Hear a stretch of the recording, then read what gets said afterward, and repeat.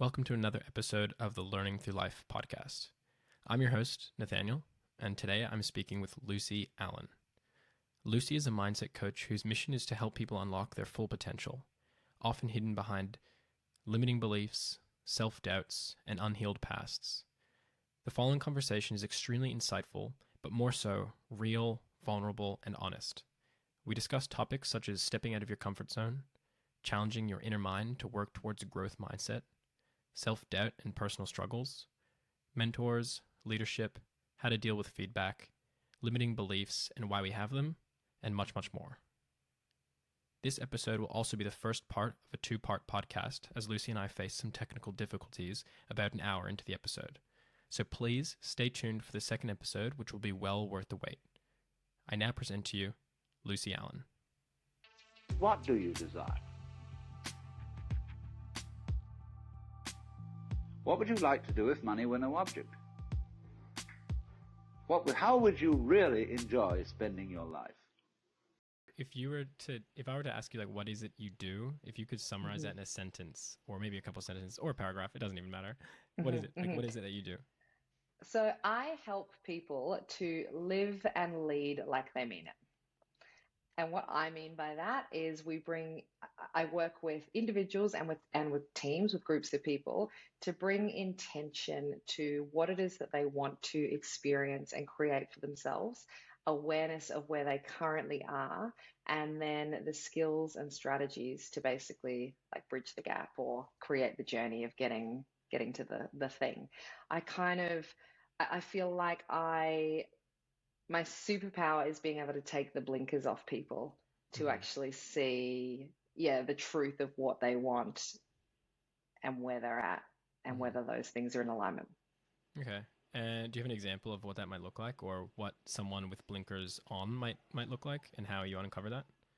Yeah, okay. So someone with blinkers on might be in a job that is fine, like, I should just feel grateful to have the role. It pays pretty good. It's for a well-respected brand or organization. Like, it's fine. I'm gonna suck that up for a couple more years. It would be irresponsible to leave now, and then I'll do something different. So that is someone who's got blinkers on, or some thoughts that are holding them back for what it is that they truly want, which is kind of when we go through a coaching series, putting everything on the table, releasing the limiting beliefs and going, if anything were possible, or if it was your best year ever, or I was to look at my magic oracle ball and I could see you doing something totally different within 12 months, how would that make you feel? That's kind of the blinkers off moment of staking claim to what they actually want when they feel brave enough, bold enough to own it. Okay. Nice. That's good. I think it's such a common thing, even that I feel like I experience with people with limiting beliefs about stuff, or like themselves, and just the way they talk about themselves. Like, I just can't do that. It's just like impossible. What do you think is like the biggest reason for all these limiting beliefs? Okay, that's a huge question. So I love it. I love it. Our limiting beliefs are part of the human condition. Okay, so if we take like a step back, the work that I'm super passionate about is mindset. I kind of position myself as a mindset and leadership coach, but I feel like a wanker saying that because everyone's a coach these days and it doesn't mean that much, right? But if you think about your brain is like a computer. And your mindset is so your brain is the hardware and your mindset is the software. So your mindset is like the programming that you are running on. And that programming you have built up over your entire life. And it has come down to so many different factors, like the family or community that you were raised within, religious belief, cultural impact, the experiences of like 7 generations before you. All of these different things influence your software, what you are running with. And so the brain, when we're kind of in our early years, like up to around 9 years, the brain is highly, highly neuroplastic. So it's always shifting and it's changing. And essentially, it's like you're loading the software onto the hardware. When we reach adulthood, it is so much harder to change our own mind. Like, rather than do a full software reboot, the brain essentially dedicates most of its energy to confirming what you already know to be true. This is known as confirmation bias. So it's a bit of a fallacy. We think that we are human beings and we've got two eyes and ears, and we are taking in the world outside of us. Whereas in reality, we're actually projecting the world inside of us onto everything else. And so Mm. that's through the software, right? And like through the thoughts and the beliefs that we already hold to be true, and then the confirmation bias that we all subscribe to. And so when it comes to limiting beliefs, a limiting belief is anything that gets in the way of your potential or what it is that you want to create for yourself. Mm. And if you want to create or achieve anything of note to you, anything that you deem worthy, you got to get outside your comfort zone, right? Like we all know the best, like the, it's the best things are outside of the comfort zone.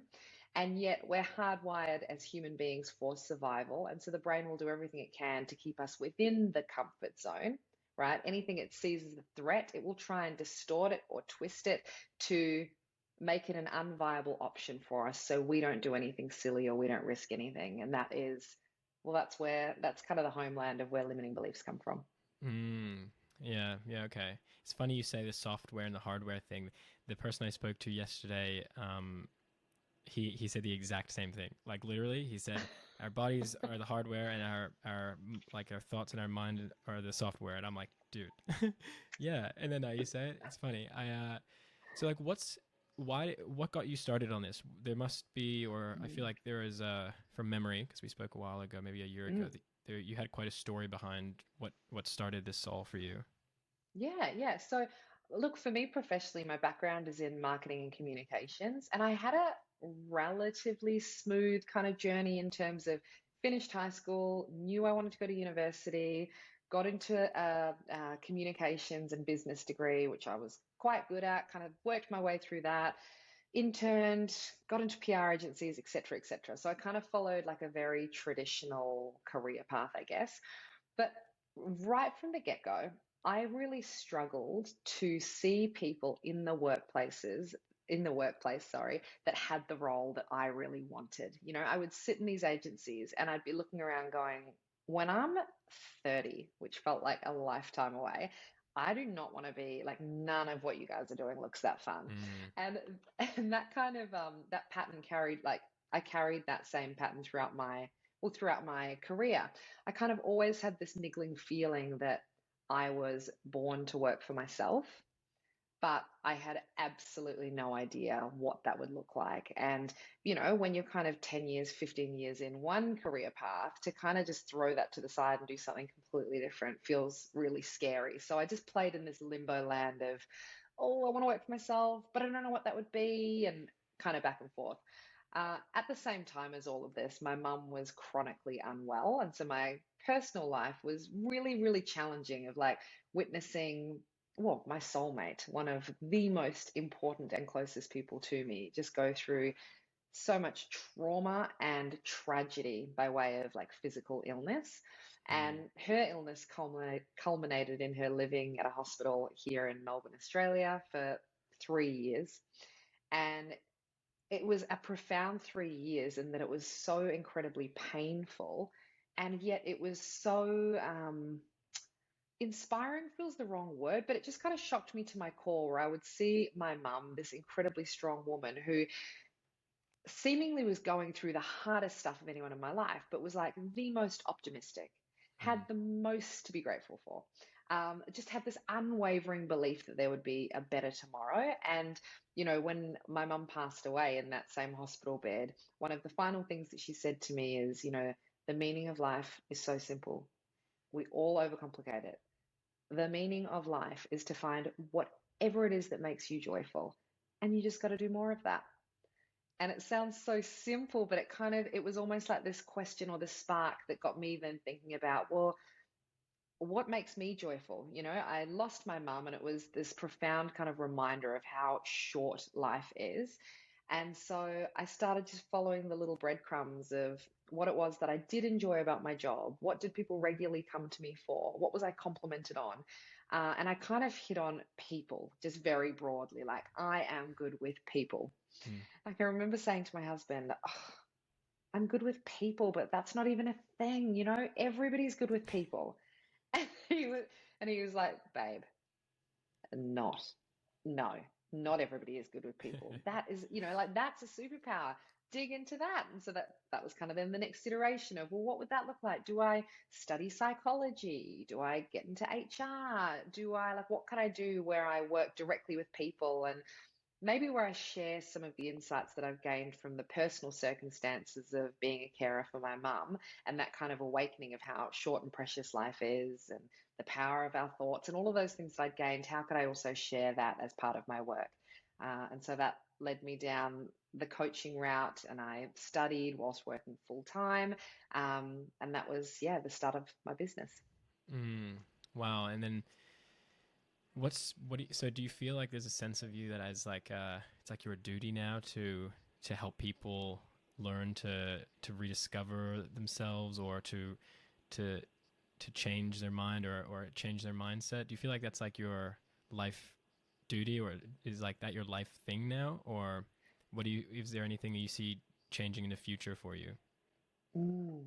I feel like my life mission is to enable people to see their potential, like their actual potential. Because when we take away the limiting beliefs, when we move to the side the perceived hurdles, when we build the confidence to actually stake claim for what it is that we want, everything is possible. Like everything is on the table. And I wish more people knew that and had the supports to access that, because I feel as though if every single person was actually um, fulfilling their potential or capitalizing on the Mm, potential, the world would be like such a different place. yeah, for sure. What about, do you think maybe, because obviously you work a lot with adults, right? Mm. And what about like children and teaching children? And because for me, I feel like I would want to try and get them as early as possible, you know? Do you feel like Yes. there's some area for this in like the schooling systems or something like that? Oh my gosh, 100%. And I feel as though a tide is changing, or we're starting to consider, the mindset of our young people and what we are essentially filling their minds with to support them in adulthood. For me personally, yes, I like working with adults and I like working with leaders and professionals. But there's even work. I don't know if you're familiar with Professor Carol Dweck. No. No, she is. She's a psychologist, I believe. I don't want to get her title wrong, but she is best known for her identification of the growth mindset versus the fixed mindset. So this is actually a spectrum, but if you kind of imagine like you've got two different minds, and somebody with a growth mindset is someone who believes that everything is possible for them. They think that learning is the pathway to mastery. They view failure or stuffing up as an essential part of success. They believe that they have the capabilities to grow their talents, their capabilities, their knowledge. And because of that, everything's available to them.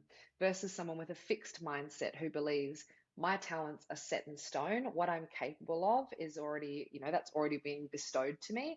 And now I need to work within the parameters of that, essentially, to do really well at the things that I'm really good at. But I'm not going to step outside of that. If I make a mistake, if I fail, that's just confirmation that I'm not meant to be doing this, that it's the wrong thing for me. And so you have people that are very much kind of stuck within these parameters of what they think is possible versus those that believe that everything is possible. And I know that she has had tremendous success in being able to influence at least the American school system of even getting them to change how they grade school homework. So, historically it would be you either got this right or you got it wrong. And Mm, that's kind of the constraints of like a fixed mindset. You're either good, you're either bad. You're smart, you're dumb. But there are high schools now in the States that have you either like you're there, so yes, you got it, or not yet. And so she talks about like the power of yet, because when you say you're not yet there, it still means everything's still on the table. You're mm, still capable of getting there, you're just not there now. So yes, I think there's huge potential to infiltrate schools, and I think some people are already having success with that. yeah, okay. That's a funny word, infiltrate. Great It use of sounded the very word. formal, didn't it? Yeah, I just feel like I should be getting in, like breaking into a castle or something like that. Do you? So amongst all of this, I got kind of like two questions. So one, I want to know, actually three. So let's start with the first one, which is I'm curious to know like what the biggest transformation is that you've seen from someone that you've worked with. Like where do they start Mm, so blinded or so I guess we could say fixed mindset or so unwilling to go out of their comfort zone, and then kind of what's that transformation looking mm, like and where do they get to? I'm interested to know that. mm. And then also actually let's just start with that. Yeah, okay. It's interesting, you kind of said where did they start and were they like where were they just so unwilling to go out of their comfort zone? And it's funny, I would say like as a coach, we talk about this idea like or kind of vetting whether a client is coachable or not. Mm, And so for somebody to be coachable, there needs to be that element of them that is willing, like to get uncomfortable, even if it's just a 5%. But they need to be, they need to be open to practicing hard things or mm-hmm, like be open to changing their mind.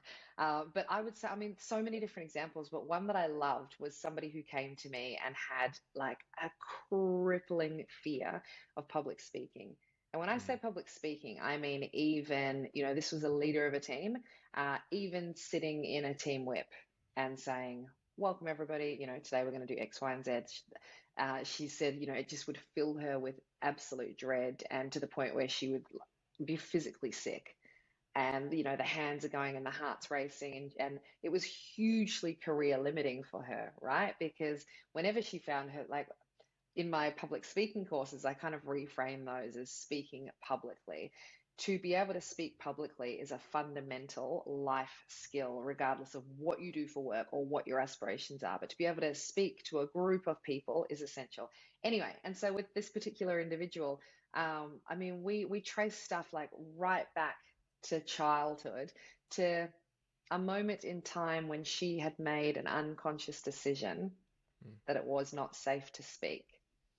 And then that decision had basically been carried over 20, 30 years into present day. And so we had a lot of fun together in terms of doing different visualizations, practicing presenting, teaching her body and mind to be comfortable in the uncomfortable. And we finished our work together with her being an MC for one of her friends' weddings. Oh wow, nice, nice. That's huge. That's a big transformation. Do you Yeah. um so you mentioned before about like vetting people or vetting clients to see if they are coachable. Did Mm, you ever, I mean, I feel like for me at least in my life, I sometimes will want to be helping someone and trying to help someone kind of like, grow themselves or whatever it is, but they're just not willing to do it, it seems. I'm mm. curious to know like did you kind of go through a period of time where that was something that you didn't pick up on and you were trying for a while to help change people that were just not ready to be changed, or and like how did you Mm, deal with that? mm, mm. Because Y- I sorry, I find it difficult sometimes to like just see, it's hard because you're seeing someone almost like make the decision to not help themselves, and it feels like it sucks to see sometimes, you know. Yeah. Yeah, I feel the emotion of that, mate. 100%. Um, to answer your question, absolutely. And I would say, I still have moments with clients who are very much coachable, right? But maybe we keep hitting on the same dead end that we're just not breaking through or not kind of being willing to turn around and then try a different route. And so a really simple, like a powerful but simple question that I will ask somebody is, how much do you want this? So whatever it is that we're talking about, let's use the public speaking example, but I don't know, they're unwilling to put their hand up and speak at the next whip. And I'll say, okay, how much do you want this? And they'll say, I really want it. And I will say, I don't believe you. And they'll go, what? No, no, I really, really want it. I'll say, I know you're saying you want it, but in the same breath, you are also unwilling to do X, Y, and Z. You are willing to uphold the problem. And for as long as you're willing to uphold the problem, you can't want it that much. Mm. And we spoke about this actually also a little bit the other day. It just came up in my mind, which was when, well, what you said when you said you were telling them back that you're saying you want this, but at the same time you're also showing me that you're unwilling.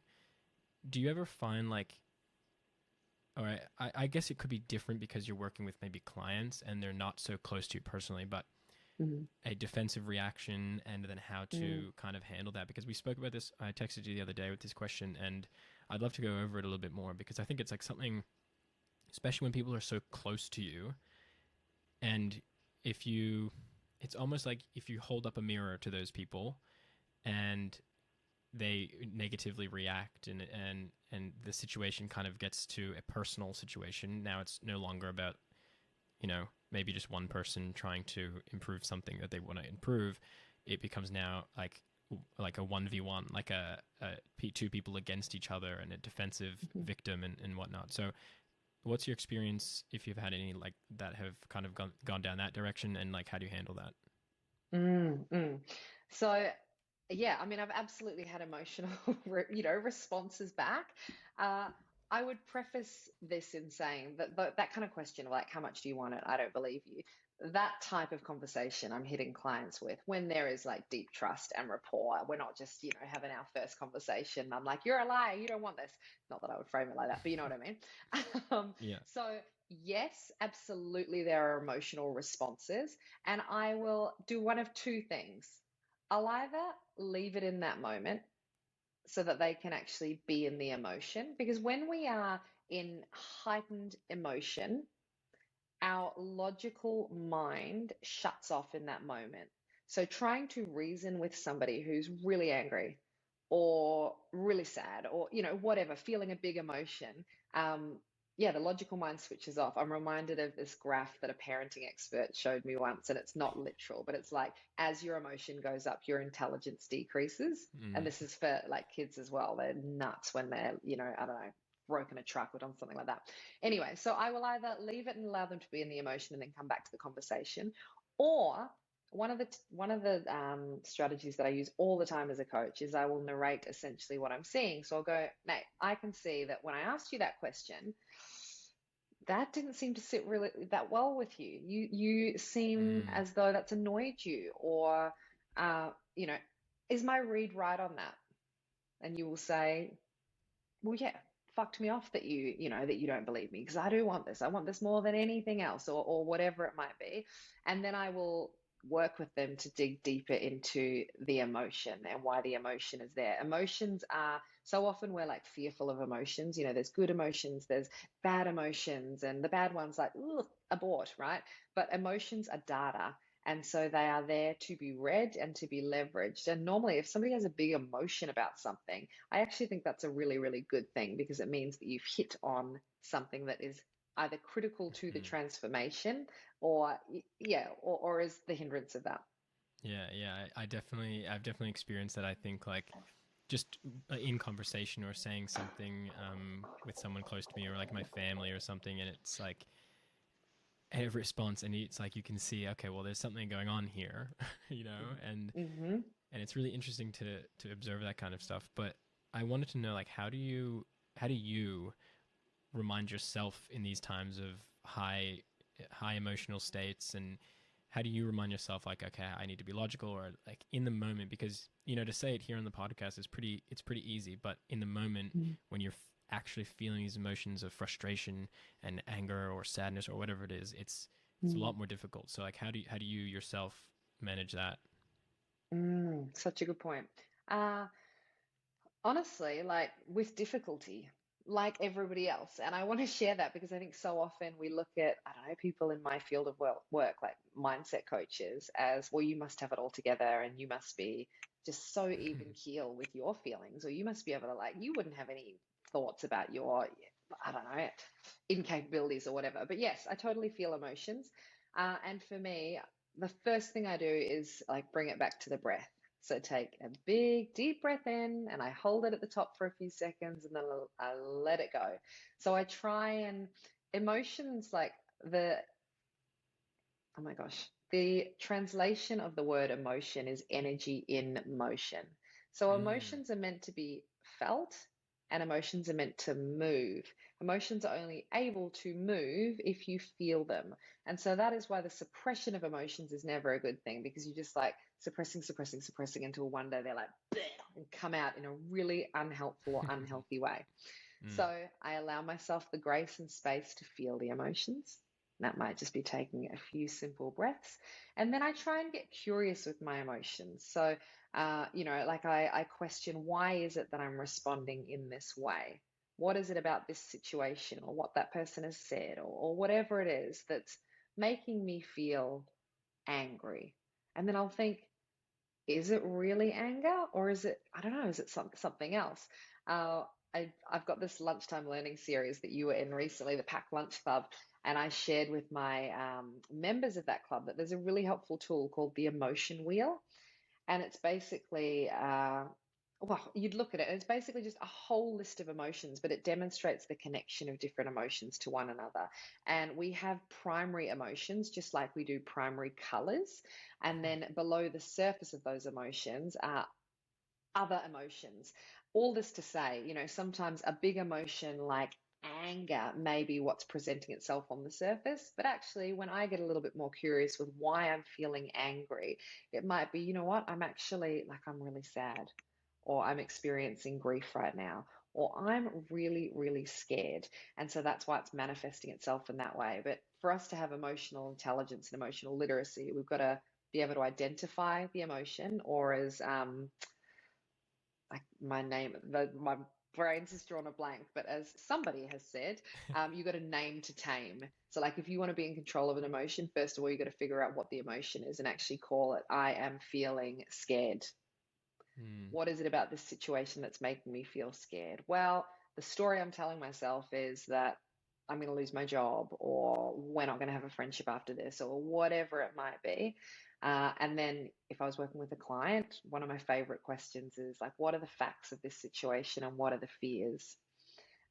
Because so often the stories we tell ourselves are not actually reality. They are mm. fears and they're emotion led. And if we can reconcile with those, it can change how we're feeling in the first instance, and then it can completely alter our reaction to whatever the experience was. Mm. Yeah, it's crazy how much of our mind just like projects this reality and how often it is so not true. I'll give you a good example actually. So so my girlfriend and I were actually playing squash the other day and Mhm.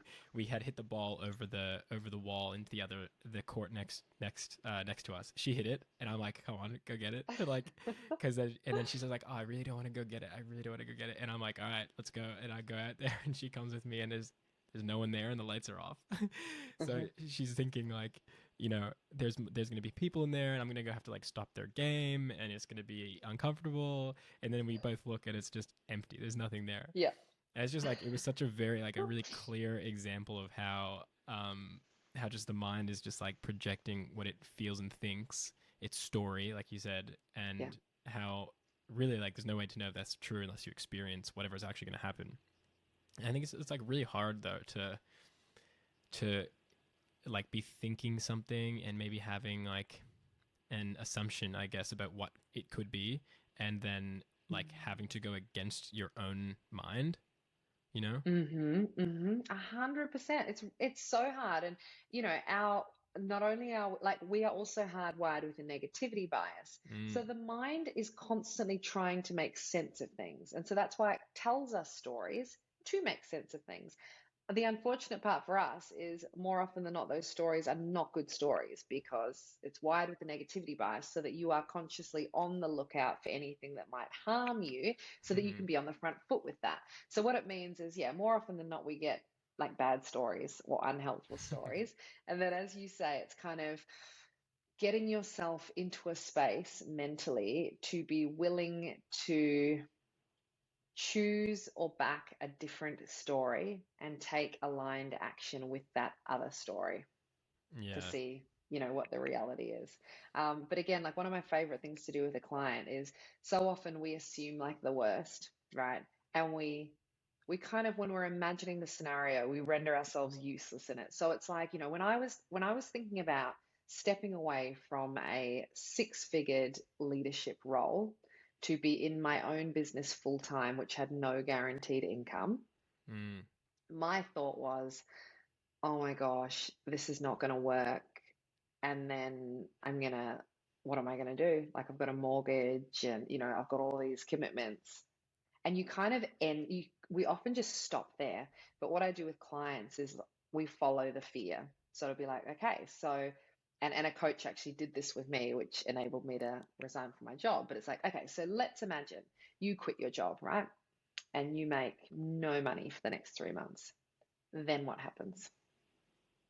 And it's, and yeah, I went, oh, well, I don't know. I could probably go maybe 2 more months, but then I'd be really screwed. So she said to me, okay, so let's say you go 2 more months, no money. And then what happens? Well, I'd have to get another job. Okay. Have you gotten another job before? Yes. Yeah, of course. So you're capable of getting another job. Yes. mm, Right. So if the worst case was to happen, you will find yourself back to exactly where you are right now. mm. And it's it's kind of that revelation of, oh, even if the worst case scenario eventuates, 9 out of 10 times we're actually equipped to handle that. But I think sometimes the mind doesn't allow us to follow that, because if we were to follow that path and have that realization, then we'd actually have to do something about Yeah, yeah, right. Did you, it. or I want to know like what you what challenges you had that were the biggest for yourself that you had to overcome, if any sort of stand out. I mean, that seems like a pretty big one to me. Um, was that would you say that's maybe like one of your biggest personal challenges to go overcome for your mindset, or is there anything else? Hmm. Hmm. Good question. Thank Yeah, you. I mean, that was it. It's just constantly comes back to probably backing myself. Mm, So that was a huge, and it's funny, isn't it? After the fact, whatever was hard at the time doesn't feel so hard, does it? yeah, yeah. But at the time, yeah, deciding to leave the security blanket and the safety of a career I'd built up over 15 years, that was terrifying. So that was huge. And then, you do that, and then I'm having to be out kind of in market, like selling myself and talking about my work, all the while I'm thinking, ooh, do I know what I'm talking about? Am I actually that good? Or you would be like my second client. So, constantly, yeah, constantly checking in with my own thoughts and challenging them and seeing if they're actually true and what else might be true Mm, continues to be a challenge for me. And I feel like, new level, new devil. So as the business nice. grows, that just brings up, yeah, and that just brings up more worries or more insecurities or more concerns. Mm, mm. I'm just writing that down. New level, new devil. That's a good one. Because Yeah. you feel like sometimes you're at this point where you're like kind of you're on the up, and then you're like, fuck yeah, like this is going really well, and things are great. But then all of a sudden, like something hits you, and you're just like in a massive slump, and you're like, no, this is not supposed to be happening, but it Yes. is. And then you realize it's like this just turns out to be just a cycle. Um, Yes. but yeah, okay, But you it's know what? And crazy. it's interesting. Like, as human beings, though, we love to problem solve. Mm, Like, if you think about your greatest achievements, the things that you are most proud of, they always will have had an element of what hardship or like a problem or something that didn't quite make sense. And that's what made the accomplishment of that feel so incredible, right? And so, as human beings, we always want to problem solve. And so that's why it's not like you get to a new level of anything and you're comfortable actually just staying there. So mm, then you'll want the next iteration of that or the next kind of challenging thing. Hence, yeah, new level, new devil. And there will always be unhelpful thoughts or self doubt if you want to create anything worthwhile in your life. yeah, it's funny. I also just wrote self doubt right here, and you mentioned it. The, um, ooh. which we could I wanted to go into, but I actually sort of first had a question I wanted to talk about. I don't even know. Yeah, well, mostly about like mentors. You said you had a coach, and I'm curious to know if you have, well, I guess like if you have had mentors or if you still have these same sort of mentors, and I'm interested to know like how those relationships started and sort of maybe some of the most important things that you've learned from them that they've told you and taught you. Yeah. Oh, great. Again, great question. So Thanks. I've had different coaches at different points in my life. Uh, and and I'm not just saying this biased, but could not recommend having a coach more. Purely like having somebody, honestly, though, Nate, like having somebody whose job is just to listen to you, like to really hear you and then hold you to account on, what it is that you say that you want or what you think might be getting in the way of that or, whatever. Like I worked with a coach called Haley Carr when I was deciding to step away from my full-time role. And without her constantly challenging my own thinking, yeah, I wouldn't have been, I think I would have done it eventually, but I think it would have been a much slower or longer slog. And the irony is, right, if we just go back a few questions, when you were asking me like how I even came to be doing what I'm doing now, you'll remember I was saying I was playing with that. Well, what can I do in the people space? I don't know. I don't even know what that would look like. Mm. And I was at a barbecue one day and it was my husband's friend. So I kind of loosely knew people, but they weren't like my crew. And a workmate of his who I'd met a handful of times made a beeline for me. And she said, "Oh my gosh, Luce, I've just had this life-changing experience. And I don't know, I feel like I think you'd be into this. Can I tell you about it?" And I'm like, "Yeah, sure. Tell what?" And she tells me about how she has worked with Haley Carr, this life coach. And it was the first time I'd ever even heard of life coaching. Mm. And I was sitting there nodding and, going, "Oh my gosh," making all the right noises. And in my head, I was thinking, you paid someone money to help you like navigate life. What? Are you for real? Do people actually do that? And that's how I was introduced to coaching. And I jumped on her website and then basically became obsessed with her and her content and her ethos. And that is what introduced me to the concept of coaching. And I then studied. And then after I studied, I knew I had to work with her. Uh, yeah. And that was kind of the springboard, I guess, for going all in with my business. Okay. So to your question, yeah, or do you want to ask a different No, no, no, question no, or no, no. Go on. I was just gonna I was gonna say the same thing. I was going to say, so yes, in terms of like mentors and influence, I've had those from a paid perspective. Like I've paid, yeah, primarily by way of coaches. And then I've had unofficial mentors. Like one in particular comes to mind, who is the founder and the MD of the PR agency that I was working at Hmm. over 5 years prior to stepping away. And we don't have a formal kind of agreement or anything. We'll catch up, I don't know, once a month, but she's a great sounding board or someone I can go to for questions on business and business building. And she absolutely taught me, working under her leadership, gave me the courage to, like in my own work, to talk about myself, like to confidently own what it is that I do and my capabilities, and to say yes to things and then figure out how to do them. Like she taught me that because she's a master at it, and it kind of opened my eyes to the fact you don't have to have like everything perfect before you announce a new idea or you launch a new product or you put your hand up for an opportunity. Say yes and then figure it out. Okay. Nice. I like that. I always had this sort of like feeling. I don't know, I was like growing up thinking about like a mentor. I always sort of heard and read or saw that I need to like, you should get a mentor. You should have someone like to mentor you. And I always thought like maybe it was because I was young and I didn't have money really, that I would never feel like comfortable paying someone to be my mentor, because I feel like then the intention behind the mentoring is tainted for me. And I guess like the way I thought about it was like, if I were to mentor someone, and I guess it's different if you're kind of like you're a coach and that's your job versus like, I don't know, like I feel like a mentor is more of like a friend and someone that's like older and that's like older than you, and they're doing it out of like the goodness of their heart kind of thing. And I felt like, if I was going to be a mentor, I wouldn't want to take anything from my mentee. I would just want to all I would want is them to be like really willing to listen and work hard and try like willingly. And Mhm.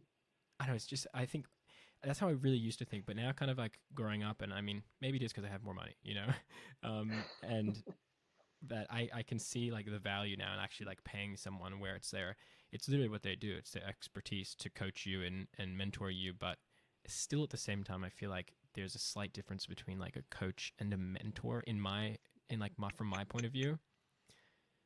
Like, like I don't know, it's more of a relationship and not and less of a, I don't know the word, but yeah, I don't know. That's all I got right there. Yes, yes. Well, you're spot on. And there is actually a huge difference between a coach and a mentor. A mentor, in my mind, is like a mentor has the answers and they are supporting you to share, to knowledge share mm, their answers with you so that that can, yeah, can support you on your journey. A coach does not have your answers. A coach has the questions mm, to unearth your answers that are within you. And so, even as a coach, sometimes I play a bit of a mentor slash coach role. And I almost have to like put that as a disclaimer to clients where I'll say, are you actually wanting my advice right now? Or, are you wanting me to coach you through this so that you can figure out the path? yeah, yeah, right. Yeah, it feels like it would be a fun job. Honestly, I'm not gonna lie. It feels like it would be your job seems very fun, and My job's amazing. yeah, it seems My awesome. job is amazing. And yeah, it's so much fun. And my favorite thing about my job is that I have full autonomy. Like I don't work with dickheads. So I Mm, get to work with the most amazing people who mm. are extraordinary in terms of their past experiences and what it is that they see for their life. And we just have great chats, like amazing D&Ms all the time. Yeah, it's the best. Yeah, that's great. Um, if you were to like, I want to kind of maybe like have like a little scenario here where like I'm coming to you and as a new client and I'm really willing to try to overcome my, let's say, oh, actually, you know what? Maybe do your clients normally know what they want to overcome when they come to you, or they sometimes don't know? Mm, that's an interesting question because they most often think they know, but what they present to me with is very rarely what the actual thing is. Mm, So it will be something like, yeah, I want to do some career coaching to help me figure out what my next step is in my career. That might be kind of what they come to me for. And then, actually, as we go about the series, perhaps what we've hit on is they have really, really low levels of self worth. And how that shows up in their everyday life is they are a yes person and they're a people pleaser and they have no boundaries and they feel out of control in every relationship because they're feeling like they're being taken advantage of. And that is actually our work. And then when we triage that, it has a flow on impact in all other areas. Often people, the problem that they will bring to me is actually a symptom of what the real problem is. mm. Nice. Yeah, that's funny. It reminds me of kind of recently myself. I've put my hand up to do these. I was telling you over the phone. I'm gonna try to pronounce this correctly. Jungian coaching, which is just like a type of holistic like coaching, where it's all about like your subconscious mind. So the person that your coach will talk to you and as you answer their questions and as you talk and share your life, I guess, they'll try to pay attention to like things that come out of you subconsciously or like little patterns or whatever. And I thought when they asked like, what do you want to talk about, I mentioned like maybe it would be good to talk about my mom because my mom had just come overseas to Australia for the first time in like 10 years. And I thought, like this probably it's like a pretty big moment for me and it's like a lot going on in my family. And as we spoke about that for like a lesson, or it was like 1.5 lessons, I guess, we slowly realized that it was my boundary setting actually, which like I just completely thought it was going to be something for my mom, but it was not that. And it turns out after doing all of these practices that she's like, okay, well, based on what we've said, like spoke about, like you and your mom's relationship seems really good. And I'm like, well, yeah, it actually does feel like that. But now it's like all about like boundaries and what my whole life is like, and my childhood with like my boundary setting and wanting to be included because I'm the youngest and all sorts of stuff. And it's like, whoa, and Yes. all because she picked up that I had said several times, the same phrase, which was, I give people the benefit of the doubt. I'll give them the benefit of the doubt. I'll give them the benefit of the doubt. And, then we look at that, because I'm just saying that, that's coming out of me subconsciously. And then we're like drawing, conclusions and ideas from that. And we kind of go deeper. And it's really interesting. It's so interesting how the subconscious mind has like, it shows you everything. Mm, mm, mm.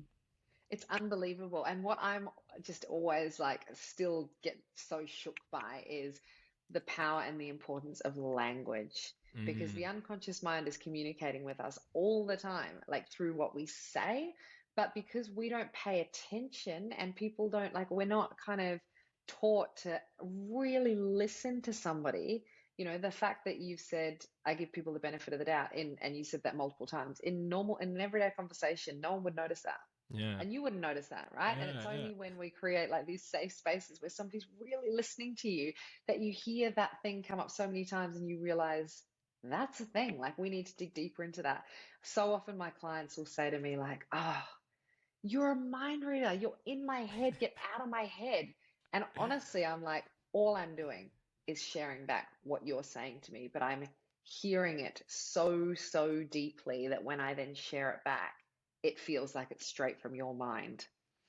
Yeah, it's so cool. It's so cool when you can like see all this stuff, and when you start to see it all, and then like trying to understand it. It's just like you said, like we're just problem solvers, and as soon as you have something like new to solve your problem, it's like, oh, like fun. It at some point it turns into like, if I'm triggered or if there's something going on, it's like a new thing.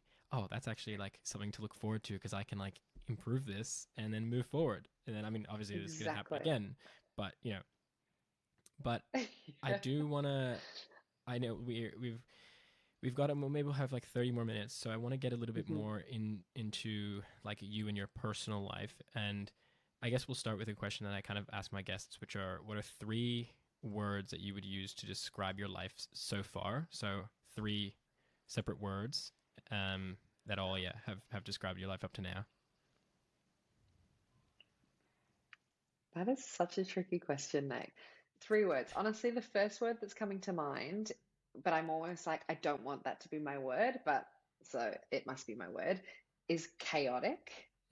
And then I think that's in my current season of life in particular. I've got a 3-year-old and a 1-year-old. I'm running a business. I'm trying to get like the working parenthood juggle sorted. Uh, Life's chaotic. Mm. So that's probably my first word. Uh, I would say, what's the word for it? Loving? Like, I am very, very grateful to have been born into like an incredibly loving family. My personal relationships within my immediate family are super tight. I'm married to a man that like I'm obsessed with, and he's the love of my life, and I love that for me. And the chaos of my kids is kind of the other side of that, is like, we often joke where, you can be losing it in a moment, like ripping your hair out. And then within the next 3 seconds, I'm looking at them and I'm like, "Oh, loving you is just so easy." Like, so, um, so loving is probably the second. And then, do you know what? Funny. I would Mm. say funny. Like, I think, well, one of my core values is humor. Like, everything that I do in my work and just in my world, I try and see it and execute it through a lens of just like fun and funniness. And yeah, even when the worst things are going on, like, I don't know, my mum dying, or we had years of like IVF trying to get pregnant, and, just really hard things, always being able to find, I don't know, the lightheartedness in it, or the irony, or just something to Mm. make me laugh. Okay, nice. Those are three good words. That's a great answer. Yeah. Um, we one of my follow up question to that question is actually, which one of these is most current in your life at the moment? Mm. Um, Obviously you answered that, so I want to kind of go a little bit more into what are some things that most people see of you, and maybe like the version of yourself that you portray the most to everyone. because obviously like being Mm. on social media, there's like more of a it's like a slightly different version of you. So I'm curious to know like what's the version of you that's like not seen as much, and what are the what's going on for you that people don't see and don't understand. So like maybe what are some misconceptions about maybe like your own life and what people think of you? Because I imagine like as a coach, I would look at my coach just like you said before, like oh my god, they must have it all sorted and all under control. But like I want to get into some more like details of to like what it's like for you Yes. that maybe people don't see all the time and understand. Yes, yes. So I think, and maybe I'm wrong, but I think the image people see, or the image that maybe I want them to see, is, oh my gosh, look at her. She's amazing. Like she's got so much on the go. And how does she run her business and mum at the same time? How's she on the committee for that? Oh, how did she get that award? Like something I'm trying to loosen my connection to is this need to constantly achieve Mm, and be, like achieving and doing just so much at one time and kind of that, like for a long time, and it still is true. If people say to me, like, oh God, I don't know how you do that, that is the ultimate compliment for me. And I'm like, yeah. yes, I know. How amazing am I, right? And so maybe that's the image people see, or maybe that's the image my ego wants them to see. And then the real, like actual me is the one that is feels like she's running around like a blue ass fly. Her house is a pigsty. She's screaming at her children whilst at the same time being like, oh my gosh, their minds are like forming at the moment. And am I fucking them up here? You know? Like That's the funny. mindset coach is fucking up her own kids. Um, yeah, the thoughts we spoke about earlier, like questioning my own capabilities. I have mad imposter syndrome. I feel like I've fluked my way to where I am in my business. So even though I want like the accolades and the awards, I'm also kind of then going, oh no, am I having, The internet's something's going on. oh no, Nate.